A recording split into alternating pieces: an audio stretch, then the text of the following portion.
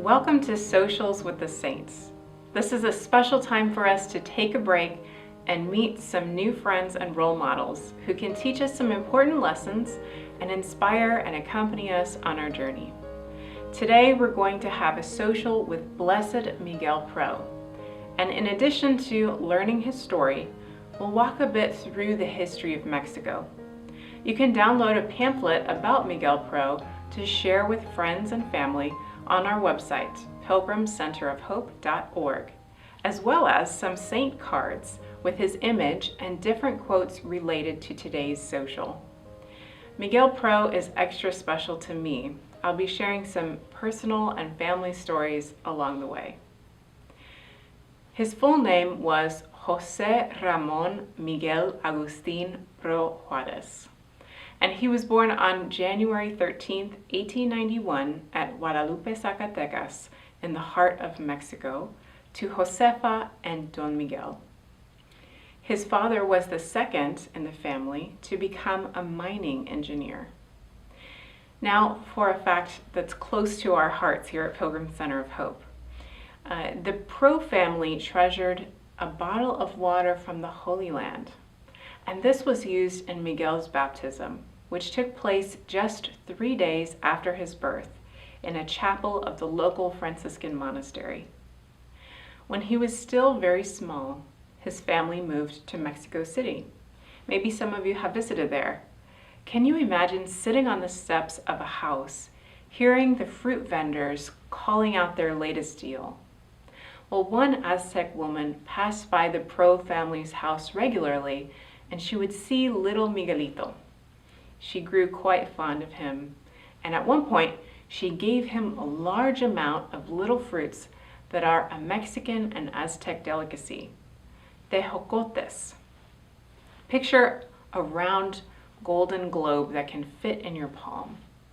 Well, little Miguel dug in and gorged himself on these and became violently sick before the family realized how much he had eaten. In fact, his situation was so serious that he seemed to be in danger of death. The fruit vendor sat by his bedside faithfully when she found out what had happened, and she begged the Virgin Mary, Our Lady of Guadalupe, to deliver Miguel from this illness. After several days' vigil, his fever left. However, it seems that Miguel had developed encephalitis or brain fever. He developed a new fever, suffered measles, whooping cough.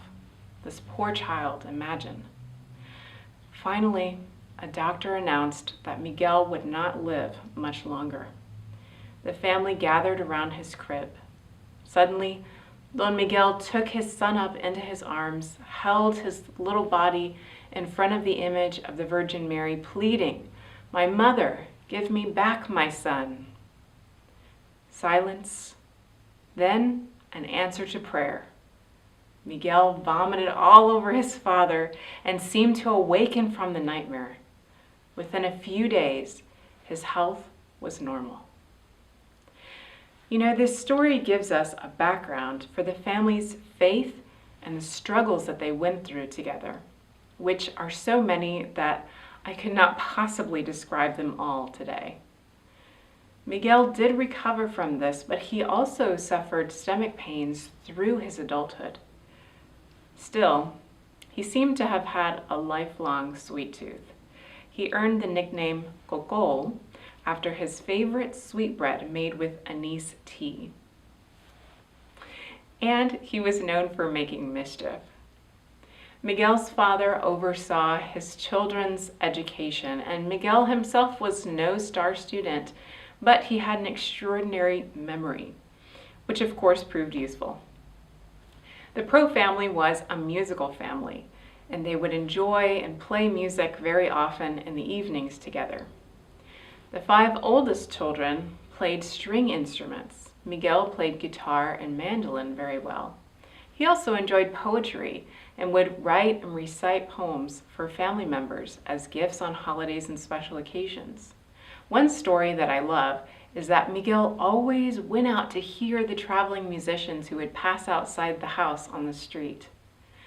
After Miguel's father noticed that his son had left his studies to listen to them, he forbade him from leaving his books or setting foot in the street for such a thing. Well, next time the musicians came around, our clever and mischievous friend walked on his knees with his book in hand to come out and enjoy the music. So technically speaking, he was being obedient. Now, Miguel was not all fun and games. As he grew older, his mother had him and his two older sisters help their father in his office on paydays. According to biographer Anne Ball, the mine workers respected the innocence of the children, and the help that the children provided was of real assistance to their overworked father. Miguel soon became a particular pet of these workmen, and he told them that he too was a miner. Miguel's mother spent her free time starting a hospital for the mining families. But in this project, the Pro family would taste the bitterness of those political tensions of the time. In 1904, a new mayor forbade the hospital patients from receiving the last sacraments there, and also declared that the hospital was too exclusive and should be opened up to everyone, not just the poor. Well, these obstacles ran against the Pro family's mission, so they withdrew from this work. Now you might know that Miguel Pro became a priest, and now here we are at the part of the story where he starts to wonder about where God is calling him. And you know, he was a normal young man in many ways. Miguel did have a crush on a girl, but that obviously didn't work out. Miguel's older sister entered religious life, and 1 year later, Miguel announced to his family that he had decided to enter the Jesuits, the Society of Jesus religious order of brothers and priests that was founded by St. Ignatius of Loyola.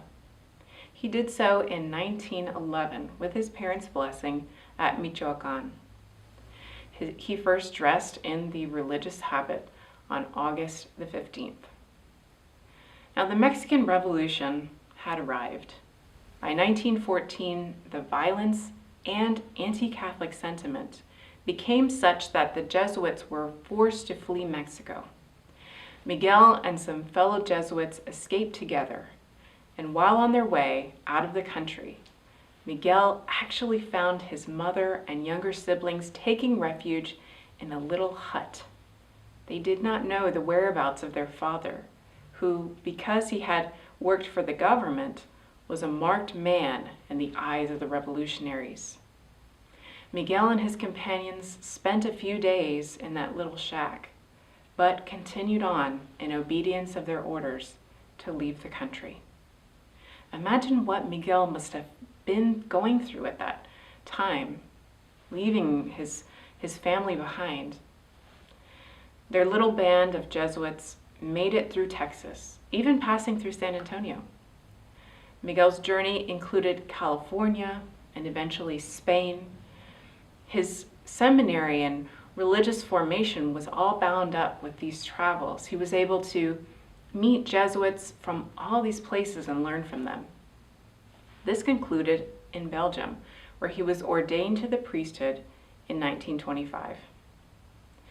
Throughout his seminary formation, Miguel had suffered terrible stomach pains.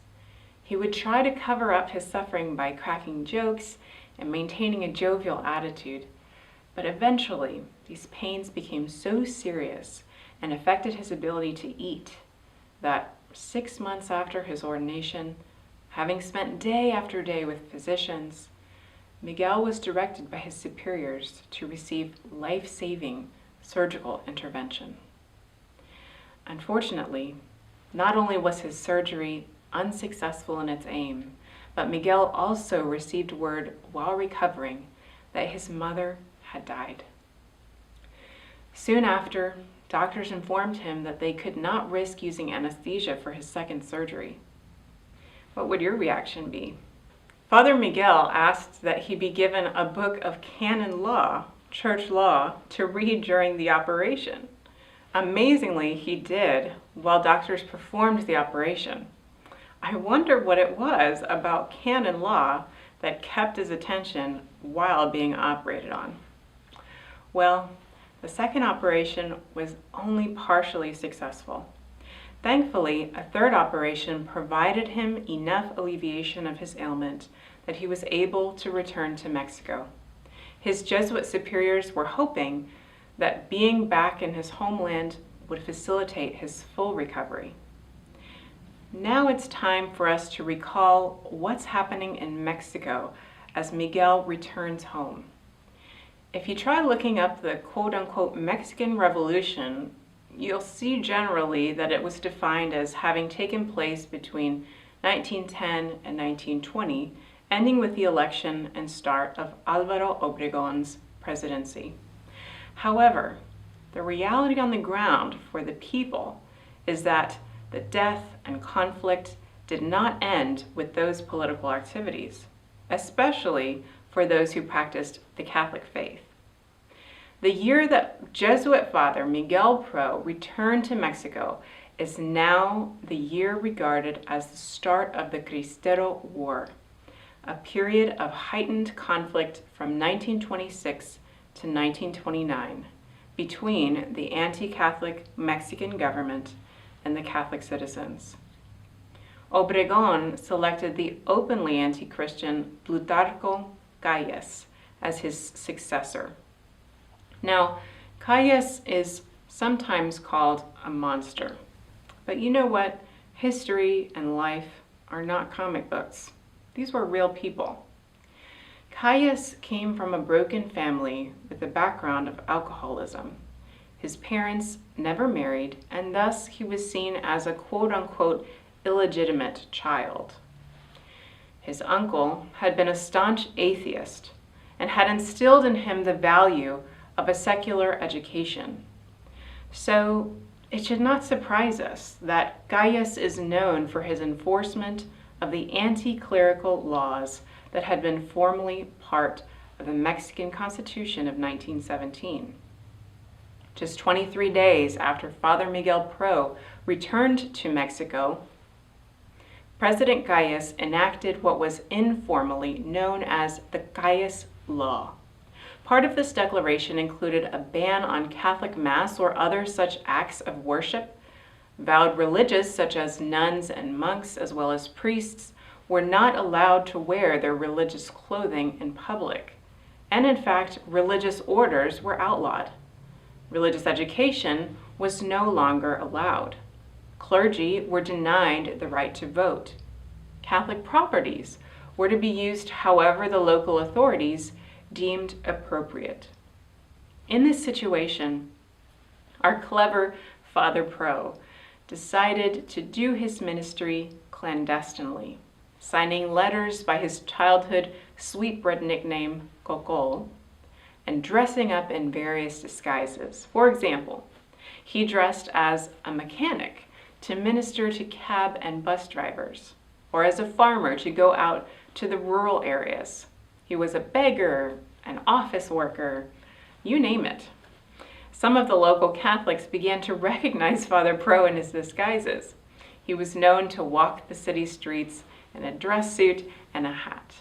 I remember reading a story about how Father Pro was dressed in this outfit while being chased by police as he was in a cab. He was able to get out and swiftly approach a woman walking along, telling her that he was a priest, and she permitted him to walk arm in arm with him. Of course, the police paid no notice to this dandy couple. He was dressed as even a police officer sometimes, which allowed him to make a narrow escape while celebrating Mass in a family's home. With just minutes to hide, he managed to dress up in his police inspector's costume and demanded from the real officers who were searching for him why they had not yet managed to capture that rascal Pro. Father Pro's police costume allowed him to minister to those in prison as well. Soon, however, it would be himself who would end up in prison. In November 1927, General Álvaro Obregón and some friends were out for a drive when 4 assailants pulled up next to them and attacked their car, throwing a homemade bomb into it. None were seriously injured except one of the 3 assailants who were captured.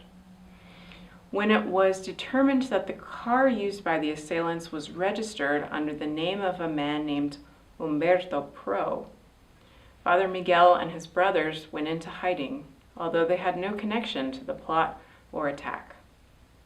Father Pro, accepting the likely future that he would be martyred, trusted that God would accept his life as an offering. He joked with his friends before his death that they should get their petitions ready because from heaven he would deal out favors like a deck of cards. How I came to know Miguel is an interesting story. I actually have a family connection to him, but not in the usual way. My father's side of the family is from Mexico, and my great-grandmother, who is now deceased, I'll refer to her as Mela, was orphaned by the circumstances of the long Mexican Revolutionary period. Her father had been a soldier who was shot during conflict. Back then, there were so many bodies of the dead, hung on trees and lying in fields, that disease also spread quickly and easily, and because of that, her mother died. Therefore, my great-grandmother Mela was a homeless orphan during the Revolution. She lived barefoot, begging for food, and in the wintertime she would kick the frozen river to make a crack in the ice to get water. When Miguel Pro was imprisoned, some of the prison guards did not agree with their jobs because they were Catholic. So at certain points, such as late at night or early in the morning, they would let Father Pro go free for a while, and he would return to his cell later on. As a poor barefoot girl, no one paid any mind to my great-grandmother, and as an orphan, she had an incredible amount of independence and fearlessness. So she was the prime candidate to bring Miguel Pro his disguise. She brought him a straw hat and old clothes so that he blended in with the country folk, and she would take him to a rural village where he would minister to the people incognito. Then Father Pro would return to his prison cell as if nothing had happened. So my great-grandmother remembered Father Pro as a selfless person who always thought of others' needs before his own. She also saw him before he was escorted to the place of his execution, which occurred on November 23rd, 1927. The soldiers wanted to blindfold him, but he refused a blindfold. He blessed the soldiers, knelt, and briefly prayed. Then Father Pro stood with a crucifix in one hand and a rosary in the other and said, "May God have mercy on you. May God bless you. Lord, thou knowest that I am innocent." He extended his arms in cruciform, and he shouted, "With all my heart, I forgive my enemies." The firing squad took aim, and Father Pro let out the defiant cry of the Cristeros, "Viva Cristo Rey! Long live Christ the King!" Then the gunshots. To ensure his death, he was shot at point-blank range. President Calles had the entire execution documented by a photographer and published on the front page of newspapers in an effort to scare the Cristeros and those who resisted Calles' rule. But it only united them. In fact, about 40,000 people were part of Father Pro's funeral procession, and another 20,000 awaited at the gravesite. Here at Pilgrim Center of Hope, we're blessed to have a very piece of his casket, which constitutes a third-class relic because it was touched to the body of Miguel Pro. I also have here a relic that was given to me of Father Pro. He was declared blessed by Pope John Paul II on September 25, 1988. Beatification is one step before canonization as a saint. As of this video's production, one verified miracle attributed to his prayerful intercession is required before he can be declared a saint in the Catholic Church. And remember what I said? Father Pro looks forward to dealing out favors like a deck of cards, so ask him to pray for you. What struck you about Miguel Pro? Which of his qualities inspires you? For me, I can relate to his health problems. The attitude with which he addressed them inspires me to want to live more humbly, joyfully, and to think of others, even when I'm suffering. His final words also give us much to reflect upon. Viva Cristo Rey! Long live Christ the King! No matter what happens, no matter our circumstances, Christ is our King. We can look to Father Pro as an example of that. Now you might ask, how can I do that if I don't plan to get martyred or if I'm not a priest? Well, here's something that Father Pro wrote about the Sacred Heart of Jesus. You might have seen that image, as he describes, quote, "In the open heart of Jesus Christ, one sees his heart burning with love for you, for me, for all men. But one sees it surrounded with thorns, and in their center, the cross. This fire of love must light up our poor hearts too, so that it can communicate itself to others.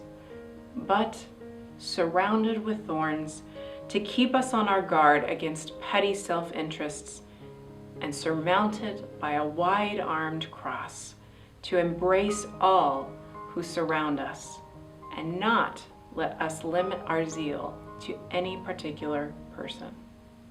Unquote.